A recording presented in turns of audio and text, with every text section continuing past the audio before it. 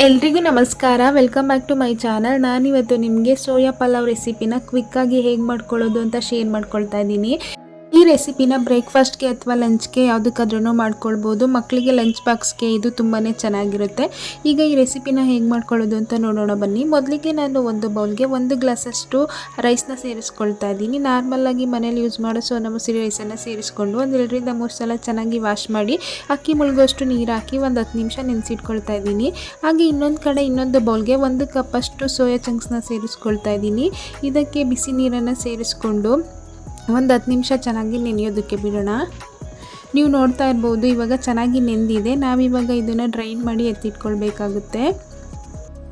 ಈ ಥರ ಡ್ರೈನ್ ಮಾಡ್ಕೊಂಡಿದ್ದಾದಮೇಲೆ ಇನ್ನೊಂದು ಸ್ಪೂನ್ ತಗೊಂಡು ಪ್ರೆಸ್ ಮಾಡಿ ಅದರಲ್ಲಿರೋ ವಾಟರ್ ಕಂಟೆಂಟ್ನೆಲ್ಲ ತೆಗಿಬೇಕಾಗುತ್ತೆ. ನೀವು ನೋಡ್ತಾ ಇರ್ಬೋದು ನಾನಿವಾಗ ಯಾವ ರೀತಿ ಪ್ರೆಸ್ ಮಾಡ್ತಾ ಇದ್ದೀನಿ, ನೀವು ಇದೇ ರೀತಿ ಮಾಡ್ಕೊಳ್ಳಿ. ಈಗ ಒಲೆ ಮೇಲೆ ಒಂದು ಕುಕ್ಕರ್ನ ಇಟ್ಕೊಂಡು ಕುಕ್ಕರ್ ಬಿಸಿ ಆದಮೇಲೆ 2 ಟೇಬಲ್ ಸ್ಪೂನಷ್ಟು ಆಯಿಲ್ನ ಸೇರಿಸ್ಕೊಳ್ತಾ ಇದ್ದೀನಿ. ಆಯಿಲ್ ಬಿಸಿ ಆದಮೇಲೆ ಗರಂ ಮಸಾಲ ಸ್ಪೈಸಸ್ನ ಸೇರಿಸ್ಕೊಳ್ತಾ ಇದ್ದೀನಿ. 1 ಮರಾಠಿ ಮೊಗ್ಗು, 1 ಸ್ಟಾರ್ ಹೂವು, 3 ರಿಂದ 4 ಲವಂಗ, ಸ್ವಲ್ಪ ಮೆಣಸು, ಹಾಗೆ ಸ್ವಲ್ಪ ಸೋಂಪು, ಹಾಗೆ 1-2 ಪಲಾವ್ ಎಲೆನ ಸೇರಿಸ್ಕೊಂಡು ಇದನ್ನು ಒಂದು 30 ಸೆಕೆಂಡ್ಸು ಚೆನ್ನಾಗಿ ಫ್ರೈ ಮಾಡ್ಕೊಳ್ತಾ ಇದ್ದೀನಿ. ಇದು ಫ್ರೈ ಆಗಿದ್ದಾದಮೇಲೆ ಒಂದು ಮೀಡಿಯಮ್ ಸೈಜ್ ಈರುಳ್ಳಿನ ಸಣ್ಣದಾಗಿ ಹೆಚ್ಚಿ ಸೇರಿಸ್ಕೊಂಡಿದ್ದೀನಿ. ಈರುಳ್ಳಿನ ಚೆನ್ನಾಗಿ ಫ್ರೈ ಮಾಡಿಕೊಂಡು ಇದ್ರ ಜೊತೆಗೆ 2 ಹಸಿಮೆಣಸಿನ್ಕಾಯಿನ ಸೇರಿಸ್ಕೊಂಡಿದ್ದೀನಿ. ನಿಮಗೆ ಖಾರ ಜಾಸ್ತಿ ಬೇಕು ಅನಿಸಿದ್ರೆ ಜಾಸ್ತಿ ಸೇರಿಸ್ಕೊಳ್ಬೋದು. ಹಾಗೆ ಇದ್ರ ಜೊತೆಗೆ ಅರ್ಧ ಕಪ್ಪಷ್ಟು ನೆನೆಸಿಟ್ಕೊಂಡಿರೋ ಬಟಾಣಿನ ಸೇರಿಸ್ಕೊಳ್ತಾ ಇದ್ದೀನಿ. ಬಟಾಣಿನ ಸೇರಿಸಿದ್ಮೇಲೆ ಚೆನ್ನಾಗಿ ಫ್ರೈ ಮಾಡ್ಕೊಳ್ಳೋಣ. ಬಟಾಣಿ ಇಲ್ಲಾಂದರೆ ಸ್ಕಿಪ್ ಕೂಡ ಮಾಡ್ಬೋದು. ಇದೆಲ್ಲ ಫ್ರೈ ಆಗಿದ್ದಾದಮೇಲೆ 1 ಟೀ ಸ್ಪೂನಷ್ಟು ಶುಂಠಿ ಬೆಳ್ಳುಳ್ಳಿ ಪೇಸ್ಟನ್ನು ಸೇರಿಸ್ಕೊಂಡಿದ್ದೀನಿ.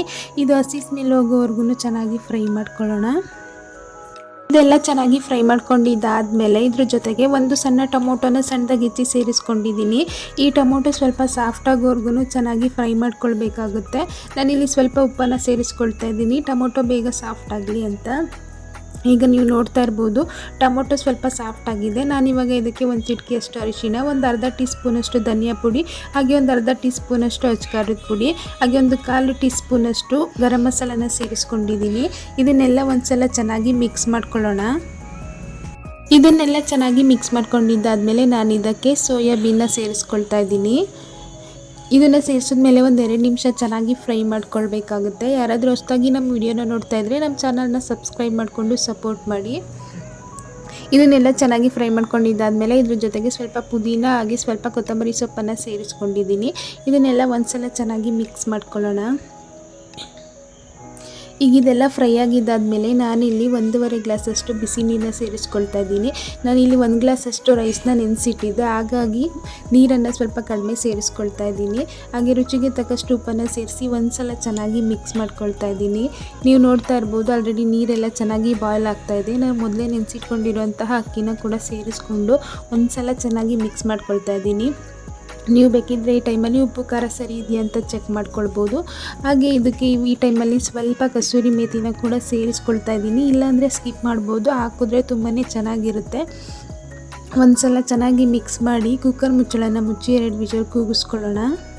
ನೀವು ಒಂದ್ಸಲ ಈ ರೆಸಿಪಿನ ಟ್ರೈ ಮಾಡಿ, ತುಂಬಾ ಚೆನ್ನಾಗಿರುತ್ತೆ. ಯಾವಾಗಲೂ ವೆಜಿಟೇಬಲ್ ಪಲಾವ್ನ ಮಾಡ್ತಾ ಇರ್ತೀವಿ, ಈ ಥರ ಡಿಫ್ರೆಂಟಾಗಿ ಮಾಡಿ ನೋಡಿ, ತುಂಬಾ ಚೆನ್ನಾಗಿರುತ್ತೆ. ಈಗ ನೀವು ನೋಡ್ತಾ ಇರ್ಬೋದು ಕುಕ್ಕರ್ ವಿಷಲಾಗಿ ಕೂಲಾಗಿದೆ. ಪಲಾವ್ ಅಷ್ಟೇ ತುಂಬಾ ಚೆನ್ನಾಗಾಗಿದೆ. ಒಂದ್ಸಲ ನೀಟಾಗಿ ಮಿಕ್ಸ್ ಮಾಡ್ಕೊಳ್ಳೋಣ. ಇಷ್ಟೊಂದು ಉದ್ದುದ್ರಾಗಿ ನೀಟಾಗಿ ಬಂದಿದೆ. ನೀವು ಒಂದ್ಸಲ ಈ ರೆಸಿಪಿನ ಖಂಡಿತವಾಗ್ಲೂ ಟ್ರೈ ಮಾಡಿ. ಮಕ್ಕಳಿಗೆ ಲಂಚ್ ಬಾಕ್ಸ್ಗಂತೂ ತುಂಬಾ ಚೆನ್ನಾಗಿರುತ್ತೆ. ಹಾಗೆ ಸೋಯಾಬೀನಲ್ಲಿ ಒಳ್ಳೆ ಪ್ರೋಟೀನ್ಸ್ ಇರೋದ್ರಿಂದ ನಮ್ಮ ಫುಡ್ಡಲ್ಲಿ ಅವಾಗವಾಗ ಇದನ್ನು ಇನ್ಕ್ಲೂಡ್ ಮಾಡಿಕೊಂಡ್ರೆ ತುಂಬಾ ಚೆನ್ನಾಗಿರುತ್ತೆ. ಹಾಗೆ ಈ ವಿಡಿಯೋ ಇಷ್ಟ ಆಗಿದ್ರೆ ಲೈಕ್ ಮಾಡಿ, ಶೇರ್ ಮಾಡಿ, ಕಮೆಂಟ್ ಮಾಡಿ. ನಮ್ಮ ಚಾನಲ್ನ ಸಬ್ಸ್ಕ್ರೈಬ್ ಮಾಡಿಕೊಂಡು ಸಪೋರ್ಟ್ ಮಾಡಿ. Thanks for watching.